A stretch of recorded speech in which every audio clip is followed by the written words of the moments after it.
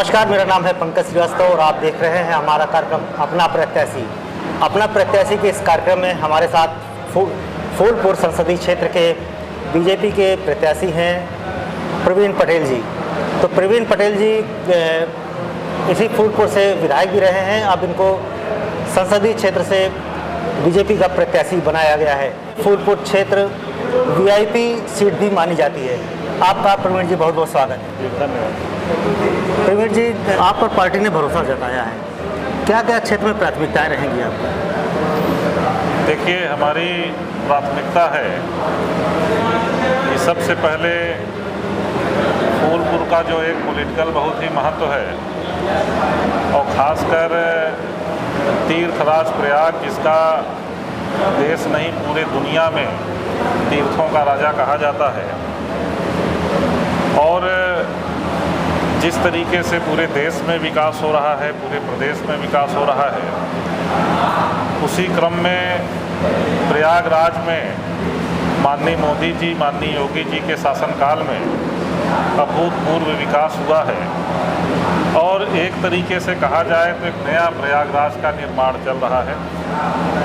फूलपुर लोकसभा को अगर देखा जाए तो पूरे देश और प्रदेश में इसका इसलिए भी ज़्यादा महत्व है, यहाँ बहुत बौद्धिक लोग भी रहते हैं। यहाँ का किसान, यहाँ का मजदूर, यहाँ का नौजवान, उनकी जो सोच है, उनके जो विचार हैं, वो प्रदेश और देश के हित में लगातार ऐसे निर्णय लेते रहे हैं। से हमारे इस लोकसभा में 2 विधानसभाएं ऐसी हैं जो एक तरीके से कहा जाए तो ये अर्बन है, शहरी हैं, और 3 विधानसभाएं ऐसी हैं जो कि ग्रामीण और रूरल एरिया कहा जाता है।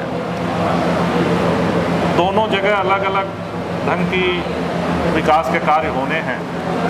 जहाँ पर गंगा पार में एक बहुत बड़े अस्पताल की ज़रूरत है, जिससे लोगों को बेली, स्वरूप रानी या मेडिकल कॉलेज न जाना पड़े, बल्कि वहाँ पर स्थानीय स्तर पर ही बड़ा अस्पताल हो, जिससे उनको इलाज की सुविधा मिल जाए।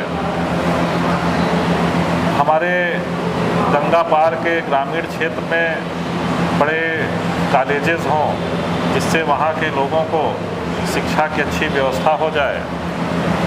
इसी तरीके से अगर हम अर्बन एरिया को लेते हैं, शहरी क्षेत्र को, तो यहाँ पर इस बात को भी देखना है कि अच्छे पार्क हों,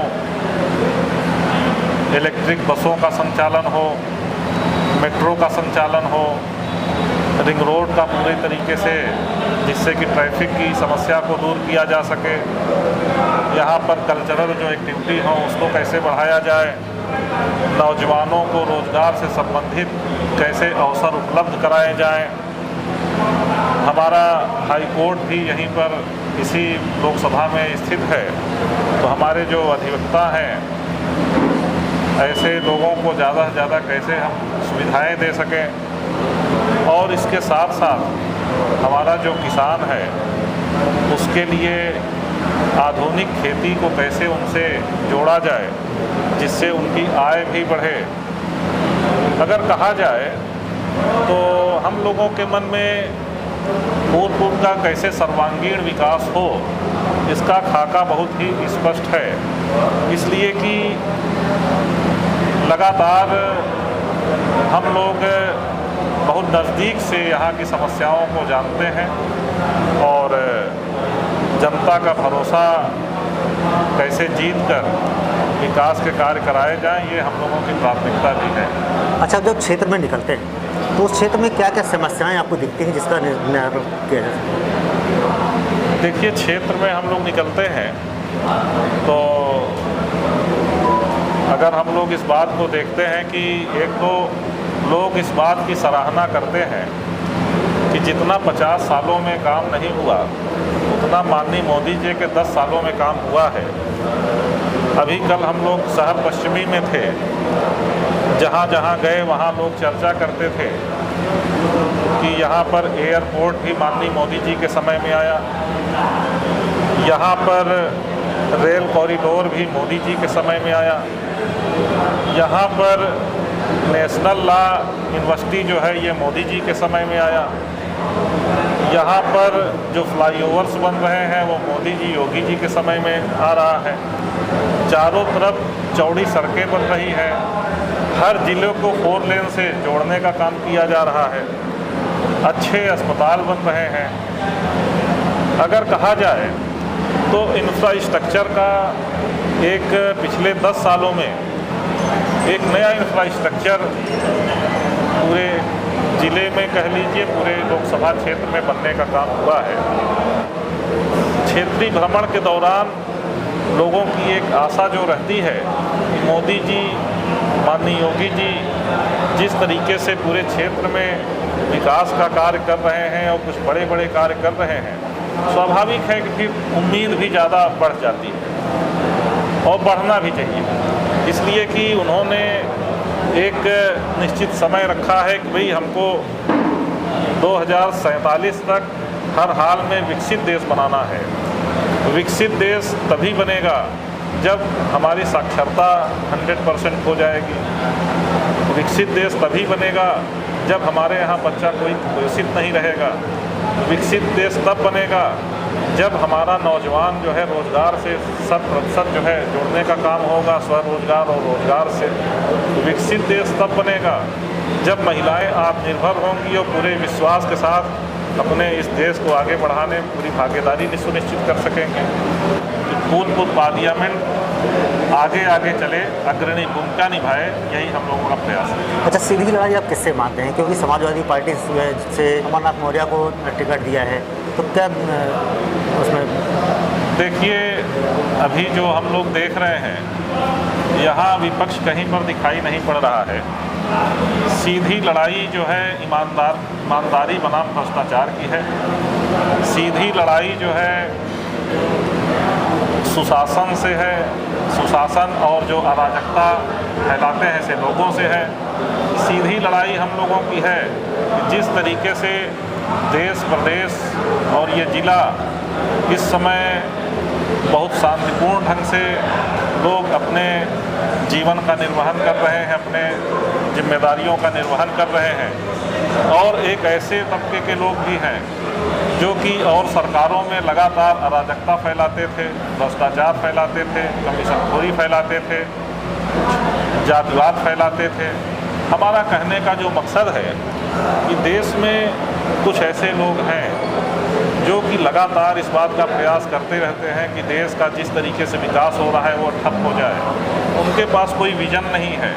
हमारे नेता के पास एक बड़ा विज़न है, उनके पास कोई कार्यक्रम नहीं है। हमारे नेता के पास ठोस कार्यक्रम है, उनके पास कोई नीति नहीं है। हमारे नेता के पास एक ठोस नीति है, उनके पास कोई नेता नहीं। हमारे पास एक दुनिया के सबसे लोकप्रिय नेता है।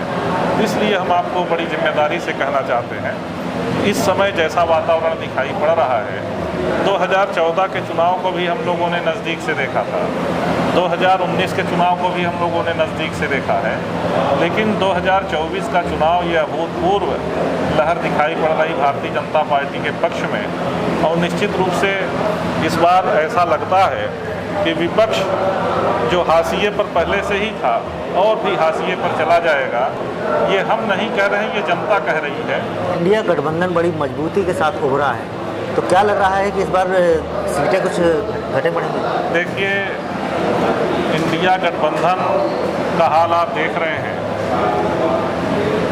स्थिति ये है कि 2 घंटे किसी का टिकट रहता है, 4 घंटे किसी का टिकट रहता है, 6 घंटे किसी का टिकट रहता है। अभी आपने देखा कि विपक्ष के एक राष्ट्रीय अध्यक्ष जो कि खुद चुनाव में प्रत्याशी बने हैं, अगर इतनी भ्रम की स्थिति है कि 24 घंटे पहले हम किसी को देते हैं और 24 घंटे में ही हम खुद लड़ने लगते हैं, तो आप इस बात को समझ सकते हैं कि किस तरीके से इंडिया गठबंधन का काम चल रहा है। आप इस बात को अगर देखिए तो पूरे परिवार के बीच में ही सीटों को आपस में बांट लिया गया है। ये हमारे चाचा लड़ेंगे, ये हमारे दादा लड़ेंगे, ये हमारा भतीजा लड़ेगा, ये हमारे फलाने लड़ेंगे। हमारा कहने का जो मकसद है कि आज जनता विपक्ष के रवैये से बहुत निराश है। इसलिए निराश है क्योंकि जो विपक्ष की भूमिका होनी चाहिए वो विपक्ष की भूमिका कहीं पर निर्वहन करते हुए ये दिखाई नहीं पड़ रहे हैं। इंडिया गठबंधन पूरी तरीके से बिखरा हुआ है। आप रोज़ देखिए तो रोज़ गुत्थम गुत्थी हो रही है, कुर्सी चल रहे हैं, गाली गलौज हो रही है। केवल कागज़ पर गठबंधन होने से बात नहीं बनती। गठबंधन ज़मीनी स्तर पर होना चाहिए, भावनाओं का होना चाहिए। कहीं पर जो है ऐसा दिखाई नहीं पड़ रहा है कि इंडिया गठबंधन कहीं भी आपको चुनौती दे सके। मोदी जी की गारंटी पूरे देश में दिखाई पड़ रही है और 400 पार का नारा दिया जा रहा है। आपकी अपनी क्षेत्र की जनता से क्या गारंटी है? देखिए, क्षेत्र की जनता से हम यही कहना चाहते हैं कि 2014 के पहले और 2014 के बाद की तुलना को आप देख लीजिए। 50 सालों में वो केवल 10-15% लोगों को राशन दे पाते थे। मोदी जी ने पिछले 10 सालों में 80%, 90% लोगों को, गरीब लोगों को राशन देने का काम किया। इस 50 सालों में बिजली एक हफ्ते दिन को आती थी, एक हफ्ते रात को आती थी। माननीय मोदी जी के 10 सालों में बिजली 18 घंटे और 24 घंटे मिलने का काम हो रहा है। ये जनता कहती है कि अगर कर पाएंगे तो मोदी ही कर पाएंगे, और ये मोदी की गारंटी है। हम इसको भरोसा दिलाना चाहते हैं अपने क्षेत्र की जनता को कि जिस तरीके से विकास की गति चल रही है, आने वाले 5 साल में ये फूलपुर पार्लियामेंट एक आदर्श लोकसभा बनने का काम करेगा। ऐसा हम आपको भरोसा दिलाना चाहते हैं। एक अंतिम सवाल है, फूलपुर की जनता से क्या अपील है आपकी? फूलपुर की जनता से यही अपील है कि पिछले 10 सालों में जिस तरीके से भारतीय जनता पार्टी ने और इस देश के प्रधानमंत्री जी ने जिस तरीके से विकास के कार्य किए हैं, जहां एक तरफ विकास के कार्य हुए हैं, वहीं पर हमारी विदेश नीति ऐसी रही है कि सारे दुनिया के देश आज भारत को आशा भरी निगाहों से देख रहे हैं। तो हम क्षेत्र की जनता से यही कहेंगे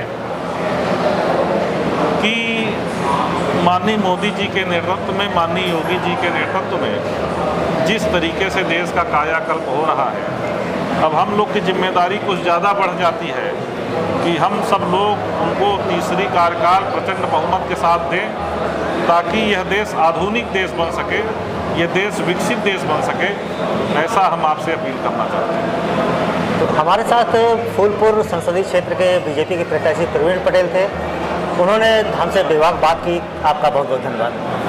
बहुत धन्यवाद।